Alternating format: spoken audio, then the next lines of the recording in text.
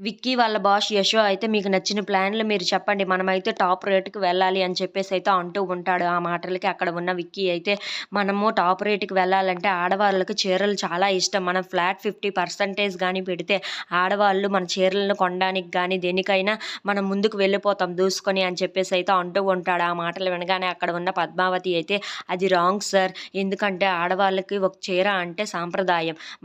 మన ఇండియన్ సాంప్రదాయం ప్రకారం మనం ఏది ఇవ్వాలన్నా, ఏది చెయ్యాలన్నా నీట్‌గా క్వాలిటీ ఉంటే చాలు. మన ఆడవాళ్ళు ఏదైనా కొనడానికి సిద్ధమవుతారు అని చెప్పేసైతే అంటూ ఉంటుంది. ఆ మాటలు వినగానే అక్కడ ఉన్న యషో అయితే పద్మావతిని అలా చూస్తూ ఉండిపోతాడు.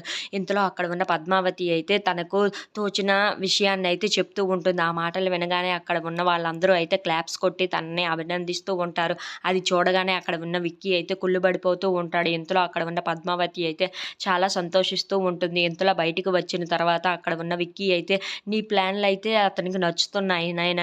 నా ప్లాన్‌లన్నా నేనన్నా అతనికి నచ్చటం లేదు. అందుకే నేను ఈ జాబ్ మానేద్దాం అనుకుంటున్నాను పద్మావతి అని చెప్పేసైతే అంటూ ఉంటాడు. ఆ మాటలు వినగానే అక్కడ ఉన్న పద్మావతి అయితే ఒక్కసారిగా షాక్ అయిపోతూ ఉంటుంది. అవును పద్మావతి, నా ప్లాన్‌లు ఇక్కడ నచ్చలేనప్పుడు, నేనంటే ఇక్కడ నచ్చలేనప్పుడు నేనెందుకు ఇక్కడ ఉండాలి? అందుకే ఈ జాబ్ మానేసి ఇంకెక్కడైనా చూసుకుంటాను పద్మావతి అని చెప్పేసైతే అంటూ ఉంటాడు. అయినా అందరికీ నువ్వంటేనే ఇష్టమవుతుంది. నేనంటే ఇష్టం లేనప్పుడు ఇక్కడ ఎందుకు ఉండి అనవసరం కదా అని చెప్పేసైతే అంటూ ఉంటాడు. ఆ మాటలు వినగానే అక్కడ ఉన్న పద్మావతి అయితే ఒక్కసారిగా షాక్ అయిపోతూ ఉంటుంది. If you like this video please like, share and